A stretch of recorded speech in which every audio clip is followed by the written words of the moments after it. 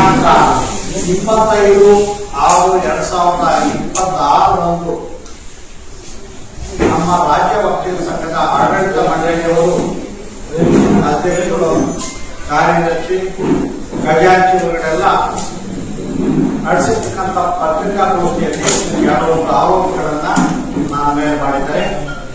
ಆ ಆರೋಪಗಳ ಸ್ಪಷ್ಟೀಕರಣಕ್ಕೋಸ್ಕರ ಈ ಒಂದು ಸುದ್ದಿಗೋಷ್ಠಿಯನ್ನು ಹೇಳಿದ್ದಾರೆ. ದಿನಾಂಕ 17/9/2025 ನಡೆದ ಕಾರ್ಯಕಾರಿ ಸಮಿತಿ ಸಭೆಯಲ್ಲಿ ಕೋಲಪ್ಪ ರೆಡ್ಡಿ ಕಾರ್ಯದರ್ಶಿಯಾಗಿದ್ದರು. ಅವರು ತಗೊಂಡಂತಹ ತೀರ್ಮಾನದಂತೆ ನಾವು ನೇಮಕಾತಿ ಮಾಡಿದ್ದೇವೆ. ದಿನಾಂಕ 17/9/2025 ಒಂದು ನಡವಳಿಕೆ ಪುಸ್ತಕ ಕೊಟ್ಟಿದ್ದೀನಿ. ಫಸ್ಟ್ ಪೇಜ್ ಆ ಒಂದು ಇದರಲ್ಲಿ ಹಾಜರಿದ್ದ ಸದಸ್ಯರುಗಳು 23 ಜನ, ಗೈರು ಹಾಜರಿದ್ದವರು 12 ಜನ. 12 ಜನರ ಪೈಕಿ 2ನೇ ಹೆಸರು ನಮ್ಮ ಕ್ರಮ ಸಂಖ್ಯೆ 2 ಟಿ ಕೋಲಪ್ಪ ಗೈರು ಹಾಜರಿ. ಕಾರಣ ನಾನು ನನ್ನೊಟ್ಟಿಗೆ ಕೆಲವೊಂದು ವಕೀಲರ ಮುಖಂಡರು ಮೀಸಲಾತಿ ವಿಷಯದಲ್ಲಿ ಹುಬ್ಳಿಗೆ ಹೋಗಿದ್ದೀನಿ. ಅವರು ಅಂದಿನ ಅಧ್ಯಕ್ಷರಾದ ಕೆಂಚಪ್ಪಗೌಡ ಅನುಮತಿ ಕೊಡೋದು. ಅಂದಿನ ಸಭೆಗೆ ನಾನು ಹಾಜರಿರಲಿಲ್ಲ. ಸಭೆಯ ನಡವಳಿಯಲ್ಲಿ ನೋಡಬಹುದು, ಕೆಂಚಪ್ಪಗೌಡ ಸಹಿ ಮಾತ್ರ ಇದೆ, ಕಾರ್ಯದರ್ಶಿ ಅಂತ ಕೋಲಪ್ಪ ರೆಡ್ಡಿ ಅವರ ಸಹಿ ಇಲ್ಲ.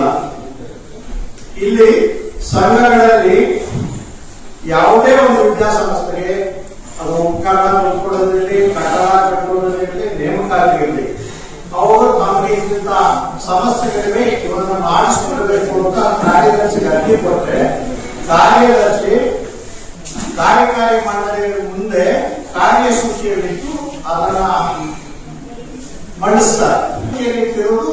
ಇಡಬೇಕಾಗ್ತಿದೆ. ಆದರೆ ಆ ಸಭೆಯಲ್ಲಿ ಇರಲಿಲ್ಲ. ನಾನು ಇದ್ದಿರುವಂತಹ ಸಮಯದಲ್ಲಿ ತೀರ್ಮಾನ ತಗೊಂಡಿದ್ದಾರೆ ಏನಂತ, 18 ಪೋಸ್ಟ್ ಕಂಪ್ಯೂಟರ್ ಆಪರೇಟರ್ ತಗೋಬೇಕು ಅಂತ. ಕಂಪ್ಯೂಟರ್ ಆಪರೇಟರ್ ತಗೋಬೇಕು ಅಂತ ತೀರ್ಮಾನ ತಗೊಂಡಿದೆ. ಕಂಪ್ಯೂಟರ್ ಆಪರೇಟರ್ ಯಾವ ರೀತಿ ತಗೋಬೇಕು ಅನ್ನೋದಕ್ಕೆ ಇಲ್ಲಿ ಹೇಳ್ತಾ ಇದೆ. ಚರ್ಚೆಯ ನಂತರ ಈ ಕೆಳಗಡೆ ತೀರ್ಮಾನಿಸಲಾಯಿತು. ಆ ಪೇಜ್ ನಂಬರ್ 127 ಅದರೊಳಗೆ 3ನೇ ಪೇಜ್ 4ನೇ. ಈ ಕೆಳಕಂಡ ಪಟ್ಟಿಯಲ್ಲಿ ತಿಳಿಸಿರುವ ಬೋಧಕೇತರ ಸಿಬ್ಬಂದಿಗಳಂತೆ ಪತ್ರಿಕೆಗಳಲ್ಲಿ ಜಾಹೀರಾತು ನೀಡಿ ಸಂದರ್ಶನ ಮುಖಾಂತರ ನಿಯಮಾನುಸಾರ ನೇಮಕ ಮಾಡಿಕೊಳ್ಳಲು ತೀರ್ಮಾನಿಸಲಾಯಿತು. ಇದರಲ್ಲಿ ಎಷ್ಟು 21,000 ಸಂಬಳ ಪ್ಯೂರ್ಲಿ ಟೆಂಪರರಿ. ಇದಾದ ನಂತರ ನಾವು 5/2024 25 ಜನ ಕೊಡ್ತಾರೆ ನೇಮಕಾತಿ ಆದೇಶಗಳು. ಇಲ್ಲಿ ಸಂಬಳ ಎಷ್ಟು, ಅಲ್ಲಿ 21, ಇಲ್ಲಿ 35, 30,000.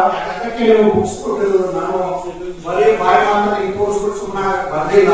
ನಾನು ಬುಕ್ಸ್ ಕೊಟ್ಟಿದ್ದು ಇದೇನಾದ್ರೂ ತಪ್ಪಿದ್ರೆ ದಯವಿಟ್ಟು ನಾನು ಅವತ್ತೇ ರಾಜೀನಾಮೆ ಮಾಡ್ಬೋದು.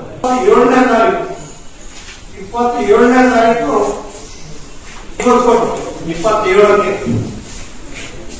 ಆಮೇಲೆ 30ನೇ ತಾರೀಕು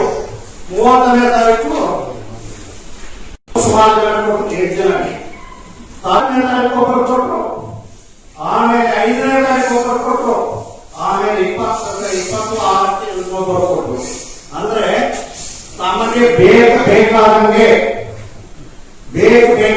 ನೇಮಕಾತಿ ಆದೇಶಗಳನ್ನು ಕೊಟ್ಟು ನಾವೆಲ್ಲ ದಿನ ನೀವೇನು ಕೊಡ್ತಾ ಇದ್ದೇವೆ. ಸರ್ಕಾರ ಮಾಧ್ಯಮದ ಮೂಲಕ ತಿಳಿಸ್ತಾ ಇದೆ ನೇರ ನೇಮಕಾತಿ ಅಂತ ಹೇಳ್ತಾರೆ.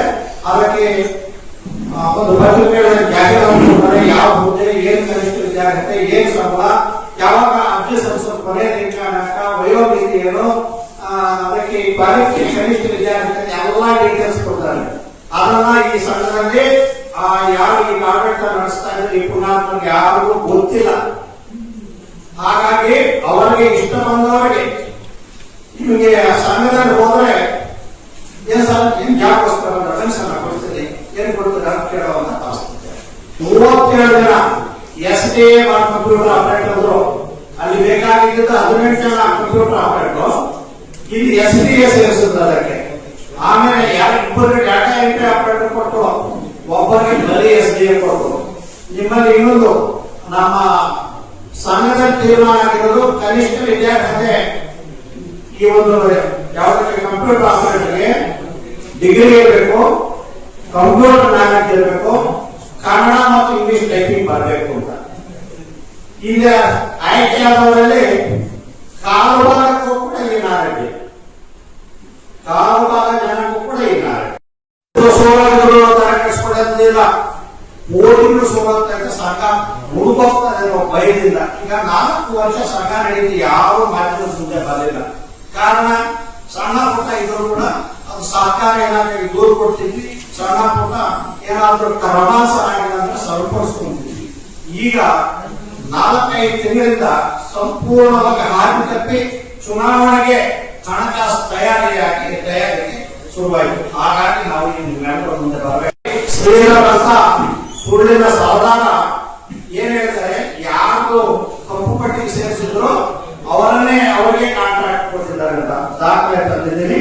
ದಯವಿಟ್ಟು ನೋಡ್ಬೇಕು ತಾವೆಲ್ಲರೂ ಆ ದಾಖಲೆ ಅವ್ರ ಮುಂದುವರೆದಾಗ್ತದೆ. ವೈಸಿ ಮನೋಹರ್, ಪೇಜ್ ನಂಬರ್ ಎಷ್ಟು sir? YC Manohar 2 Asia projects 2 MS Ravindranath ಇಷ್ಟು ಜನಕ್ಕೆ ಸಹಾಯ ಬಿಲ್ಡರ್ಸ್ ಮತ್ತೆ ಸಾಯಿ ಕನ್ಸ್ಟ್ರಕ್ಷನ್ಸ್ ಇಷ್ಟು ಜನಕ್ಕೆ ಓದಿಸಾಗ್ತವೆ. ಸಮಿತಿ ತೀರ್ಮಾನದಂತೆ ಈ ಕೆಳಕಂಡ ಕಾಮಗಾರಿಗಳಿಗೆ ಗುತ್ತಿಗೆದಾರ ಸಂಸ್ಥೆ IMD ಮತ್ತು ಸದರಿ ಕಾಮಗಾರಿಗಳಿಗೆ ಗುತ್ತಿಗೆದಾರರಿಗೆ ನೀಡಿರುವ ಕಾರ್ಯಾದೇಶವನ್ನು ರದ್ದುಗೊಳಿಸಿ ಪ್ರಗತಿ ಸಾಧಿಸಿರುವ ಕಾಮಗಾರಿಯ ಮೊತ್ತಕ್ಕೆ ಬಿಲ್ ಪಾವತಿಸದಿರಲು ಹಾಗೂ ಗುತ್ತಿಗೆಗಾರರನ್ನ ಕಪ್ಪು ಪಟ್ಟಿಗೆ ಸೇರಿಸಿ ರೀಟೆಂಡರ್ ಕರೆಯಲು ಆದೇಶಿಸಿದೆ. ನಾವು ಸಹಕಾರ ಇಲಾಖೆಗೆ ದೂರು ಕೊಟ್ಟೆ. ಸಹಕಾರ ಇಲಾಖೆಯವರು ಅದೊಂದು ಆದೇಶ ಕೊಡ್ತಾರೆ, ಏನಂತ, ಯಾವುದೇ ಸದಸ್ಯರನ್ನ ಸದಸ್ಯತ್ವದಿಂದ ವಜಾಗೊಳಿಸುವ ಸಮಯದಲ್ಲಿ ಸಮರ್ಥನೀಯ ಕಾರಣಗಳು, ಪ್ರದತ್ತವಾದ ಅಧಿಕಾರ, ಸ್ವಾಭಾವಿಕ ನ್ಯಾಯ ಪರಿಪಾಲನೆ ಅತ್ಯಗತ್ಯ. ಏಕಪಕ್ಷೀಯವಾಗಿ ನಿರ್ಧಾರ ಕೈಗೊಳ್ಳುವುದು ಅಪೇಕ್ಷಣೀಯವಲ್ಲ. ಖಜಾಂಚಿಯವಾದಂತಹ ಶ್ರೀಧರವರು ನಾವು ಕೋನಪರೆಡ್ಡಿಯವರನ್ನ ಸಹಕಾರ ಇಲಾಖೆ ನೀಡಿರುವ ದೂರಿನ ಮೇರೆಗೆ ಆ ಶಿಫಾರಸು ಮೇರೆಗೆ ಅಮಾನತು ಮಾಡಿದ್ದೀವಿ ಅಂತ ಹೇಳಿದ್ದಾರೆ. ಇದನ್ನು ದಾಖಲೆ ಸಮೇತ ದಾಖಲೆಗಳಿಗೆ ಕೊಟ್ಟಿದ್ದೀವಿ. ಹೆಚ್ಚಿಗೆ ಏನು ಸಂಬಳ ಕೊಟ್ಟಿದ್ದಾರೆ ಅಂತ ಆರೋಪಿಸಿದಾರಲ್ಲ, ಇದರ ಬಗ್ಗೆ ಇಷ್ಟೆಲ್ಲ ಆದ್ರೆ ಕೋರ್ಟ್ ಹೋಯಿತು, ಹೈಕೋರ್ಟ್ ಅಲ್ಲೂ ಸ್ಟೇ ಸಿಕ್ತು, ಎಲ್ಲ ಆಯಿತು. ಟ್ರಯಲ್ ಕೋರ್ಟ್ ಅಲ್ಲಿ ವಿಚಾರಣೆ ನಡೆಸಿತ್ತು, ಟ್ರಯಲ್ ಕೋರ್ಟ್ ಅಲ್ಲಿ ವಿಚಾರಣೆ. ಈ ಮಟ್ಟದಲ್ಲಿ ಮತ್ತೆ ನಾನು ಕಾರ್ಯದರ್ಶಿ ಆದಾಗ KAT ಮೆಂಬರ್ ನಾರಾಯಣ ಸ್ವಾಮಿ, ರಿಟೈರ್ಡ್ ಕ್ಲಾಸ್ 1 ಆಫೀಸರ್ಸ್ 3 ಜನ ಸೇರಿಸಿ ಒಂದು ಕಮಿಟಿಯನ್ನು ಮಾಡಲು ಮಾಡಿದ್ದಾರೆ. 2 ಹೈಕೋರ್ಟ್ ಇದೆ, 2 ಕೋಆಪರೇಟಿವ್ ಆರ್ಡರ್ ಮೇಲೆ ನಾವು ಶಿಫಾರಸು ಮೇಲೆ ನಾವು ಸಸ್ಪೆಂಡ್ ಮಾಡಿದ್ದೀವಿ ಅಂದ್ರೆ ಎಷ್ಟು ಸತ್ಯ ಮರೆಮ ಹಾಕ್ತಾರೆ. 4 ತಿಂಗಳು ಮೇಕೆ ಹೋಗಿ ಬರ್ಸಂತ ಗಾಳಿಗೆ ಆ ಮಹಾಭಾರತದಲ್ಲಿ ಶಕುನಿ ಏನೆಲ್ಲ ಪಾಂಡವರು ಕೌರವರ ಮಧ್ಯೆ ಇಟ್ಟು ತಕರಾರು ಮಾಡಿ ತಟ್ಟೆ ತೀಟ ಇಟ್ಟು ಯುದ್ಧಗಳಾಗಿ ಏನೆಲ್ಲ ಆಯ್ತು ಆ ಕೆಲಸ ಇಲ್ಲಿ ಮಾಡ್ತಾರೆ. ಏನಂತ ಪ್ರೆಷರ್ ಮಾಡಿದ್ರು,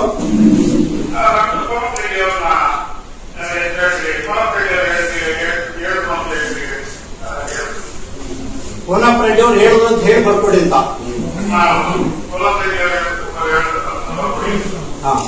ಓಕೆ ಥ್ಯಾಂಕ್ ಯು ಸುರೇಶ್. ಹೇಳ್ತಾರಲ್ಲ ನನಗೆ ಆ ವಿಷಯ ನಾನು ಮಾಧ್ಯಮದ ಮುಂದೆ ಇದ್ದೀನಿ. ನಿಮ್ಗೆ ಎಷ್ಟು ತಿಂಗಳು ಸಂಬಳ ನಿಲ್ಲಿಸಿದ್ರು ಡಾಕ್ಟರ್? 3 ತಿಂಗಳು. ಮತ್ತೆ ಈಗ ಯಾಕೆ ಮತ್ತೆ ಸಂಬಳ ಕೊಟ್ಟರು? ನೀವು ರಾಜೀನಾಮೆ ಕೊಟ್ಟಿದ್ರ ಇಲ್ವಾ?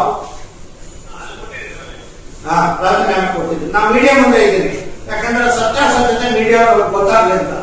ಇಂಥ ಅನ್ಯಾಯಗಳಲ್ಲಿ ಇವರು ಸುಮಾರು 30-36 ವರ್ಷ ಕೆಲಸ ಮಾಡಿದ್ದಾರೆ. ಚೇರ್ಮನ್ ಮಾಡಿದ್ದೀವಿ. ಆ ಚೇರ್ಮನ್ ಮಾಡಿದವ್ರು ಏನ್ ಮಾಡ್ತಾರೆ ಗೊತ್ತಾ? ಈಗ ಸುಗ್ಗಿ ಅಡ್ಮಿಷನ್ ಟೈಮ್ ಪ್ರತಿಯೊಬ್ಬರು ಕೂಡ ಚೇರ್ಮನ್ ಮೀಟರ್ ಅಡ್ಮಿಷನ್ ಆಗಬೇಕು. ಚೇರ್ಮನ್ ಮೀಟ್ ಆಗಲಿಲ್ಲ ಅಂದ್ರೆ ಅಡ್ಮಿಷನ್ ಇಲ್ಲ, ಇವ್ರು ಕೊಡೋದಿಲ್ಲ. ಚೇರ್ಮನ್ ಮೀಟ್ ಆಗ್ಬೇಕಂದ್ರೆ ಒಳಗಡೆ ಹೋಗ್ತಕ್ಕಂಥವನು ಅಲ್ಲಿರ್ತಕ್ಕಂಥ ಅಟೆಂಡರ್ ಜೋಬ್ ಚೆಕ್ ಮಾಡಿ ಮೊಬೈಲ್ ತಿಳ್ಕೊಂಡು ಹೊರಗೆ ಕಳಿಸ್ತಾನೆ. ಯಾಕಂದ್ರೆ ರೆಕಾರ್ಡ್ ಮಾಡ್ಕೊಳ್ತಾನೆ ಅಂತ ಹೇಳಿ ರೆಕಾರ್ಡ್ ಮಾಡ್ಕೊಳ್ತಾನೆ ಅಂತ ಮೊಬೈಲ್ ಖಾಲಿ ವ್ಯಾಪಾರ. ಅಲ್ಲಿ ಚೇರ್ಮನ್ ಫೀಸ್ ಬೇರೆ, ಮಕ್ಕಳಿಗೆ ಸಂಘದ ಫೀಸ್ ಬೇರೆ. ಇವೆಲ್ಲ ನೋವಿನಿಂದ ತಿಳಿಸ್ತಾ ಇದ್ದೀನಿ ನಾನು.